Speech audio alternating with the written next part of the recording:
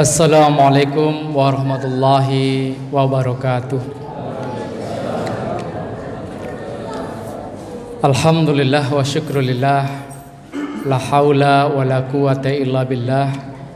Asyhadu an la ilaha illallah wa asyhadu anna Muhammadan abduhu wa rasuluh, la nabiyya wa la rasula ba'dah. Alhamdulillah, pada malam hari ini kita bisa menjalankan sholat isya disambung dengan tarawih summa witir lillahi ta'ala. Jamaah sidang sholat isya, tarawih dan witir lillahi ta'ala. Pada kesempatan ini saya diberikan amanah untuk menjelaskan sedikit hakikat puasa ditinjau dari bayani, burhani, dan irfani. Ini sedikit agak ribet, tetapi ini poin-poinnya saja, agar puasa kita ini semakin bermakna, sebagaimana Allah katakan dalam surat Al-Baqarah 183, ya ayyuhalladzina amanu kutiba alaikumusiyam kama kutiba alal ladzina min qablikum la'allakum tattaqun. Ini sudah tersampaikan di awal kita menjelang menjelang puasa. Insyaallah sudah tersampaikan. Sekarang puasa dilihat dari bayani, ya ini tentang makna teks tadi, bahwa kita diwajibkan untuk berpuasa Ramadan. Dan bayani ini lebih banyak merujuk kepada syariat. Dan ibadah mahdhah tidak sah atau bahkan menjadi terlarang kecuali ibadah mahdhah itu ada syariatnya. Jadi kalau ibadah mahdhah kalau tidak disyariatkan maka hukumnya menjadi haram. Jadi Muhammadiyah atau Majelis Tarjih dalam mengambil atau meninjau segala hukum, banyak hukum, ini meliputi 3 hal yang disebut tadi. Sehingga apa yang kita lakukan, ibadah mahdhah yang lainnya menjadi bermakna. Dilihat dari sudut pandang bayani, lalu dilihat dari burhani, yaitu rasio atau akal yang kita pakai. Yang ketiga adalah irfani, ini berkenaan dengan intuisi. Jadi tiga-tiganya harus digabung menjadi satu kesatuan yang kuat. Maka pada puasa pada konteks ini merupakan media untuk melakukan transformasi diri untuk mengimitasi sifat-sifat Allah atau transendental ketuhanan, agar puasa kita tidak cenderung sekedar puasa jasadiah saja, tapi puasa ini mengandung makna yang kuat. Kita sering mungkin ketika masih kecil melihat orang tua kita, mbah-mbah kita yang melakukan puasa, atau sebelumnya itu banyak orang-orang hebat di orang Jawa itu melakukan puasa, atau kita sering sebut dengan tirakat. Seorang ibu tirakatnya luar biasa agar menjadikan anaknya itu menjadi anak yang baik, menjadi anak yang nurut, itu adalah tirakat. Dan tirakat ibu itu sungguh luar biasa, sehingga tirakat itu menjadikan insting ketika ada anak, mohon maaf, ibu itu intuisinya luar biasa, instingnya luar biasa. Jika ada apa-apa dengan anaknya itu sudah terasa begitu. Ini kalau puasa betulan, tirakat betulan. Lah, mungkin puasa kita masih dalam level syariat, sehingga mungkin kita sudah melakukan tidak makan dan tidak minum setelah sahur, lalu nanti berbuka ketika azan tiba atau maghrib atau waktu berbuka.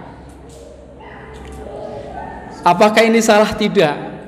Tapi ini menjadi catatan buat kita agar puasa kita itu naik level menjadi tingkat yang berikutnya, agar puasa itu tidak hanya momentum diri sendiri, tetapi menjadi momentum yang lebih luar biasa lagi. Karena puasa saumun, bulan Ramadan, saumun Ramadan itu adalah saumun mubarak. Jadi puasa Ramadan itu penuh keberkahan. Jadi tidak hanya menjadi cukup di puasanya saja, nanti bisa mempengaruhi aktivitas-aktivitas yang lain. Bahkan puasa menjadi habit, menjadi pembiasaan, bahkan menjadi attitude, menjadi ciri khas, bahkan menjadi label kita sebagai seorang mukmin. Tidak sekedar menjadi seorang muslim. Maka di situ disebutkan kutiba alaikumusiyam kama kutiba alal ladzina min qablikum la'allakum tattaqun. Ini ketika label takwa ini melabel kepada kita, insya Allah kita sudah mendapatkan kebaikan-kebaikan dari puasa itu. Jadi yang dipanggil adalah hai orang-orang yang beriman.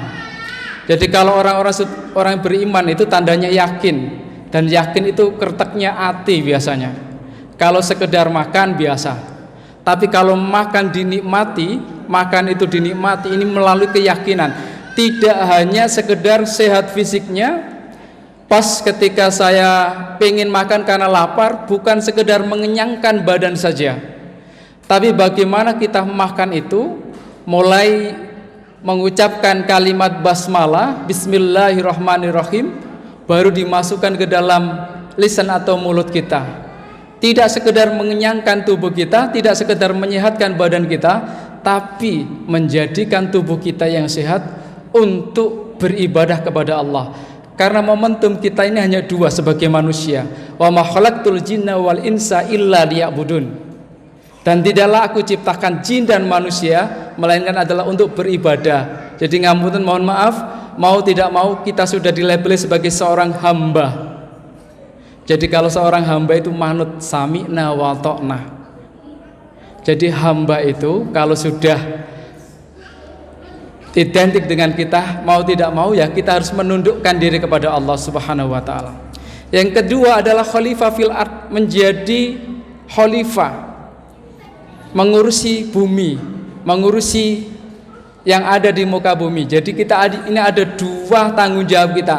Ibadah sebagai tanggung jawab secara pribadi, lalu kita bagaimana menjadi khalifah, mengurusi di muka bumi ini, tidak sekedar hanya pada identitas diri kita, jati diri kita sebagai seorang hamba saja. Maka mohon maaf, ada orang yang ibadahnya luar biasa, tapi karena egois terhadap ibadahnya sendiri, dia melupakan di sekitarnya. Maka puasa ini mengajak kepada kita semuanya agar tidak sekedar membersihkan jiwa kita sendiri, tapi bagaimana untuk kemaslahatan lebih luas lagi. Jamaah yang dimuliakan oleh Allah, maka ingin kami sampaikan kepada diri saya sendiri khususnya, belajar, karena bulan Ramadan juga bulan imtihan, untuk latihan.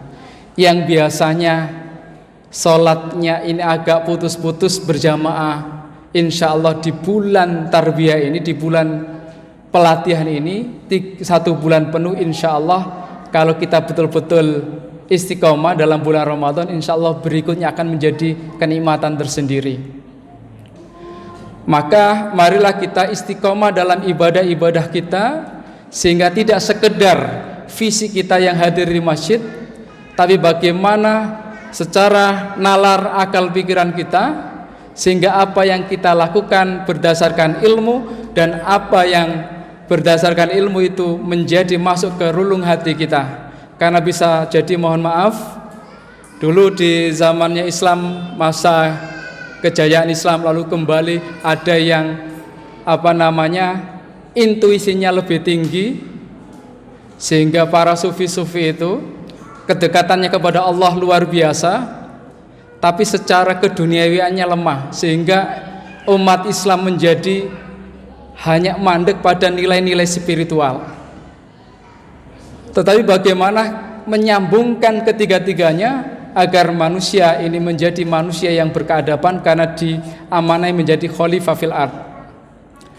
Dan juga kita tidak boleh hanya mengandalkan akal saja, karena bisa jadi akal ini juga ketika tidak diikuti dengan spiritual yang luar biasa, ini akan meninggalkan akhirat. Jadi dua-duanya menjadi penting.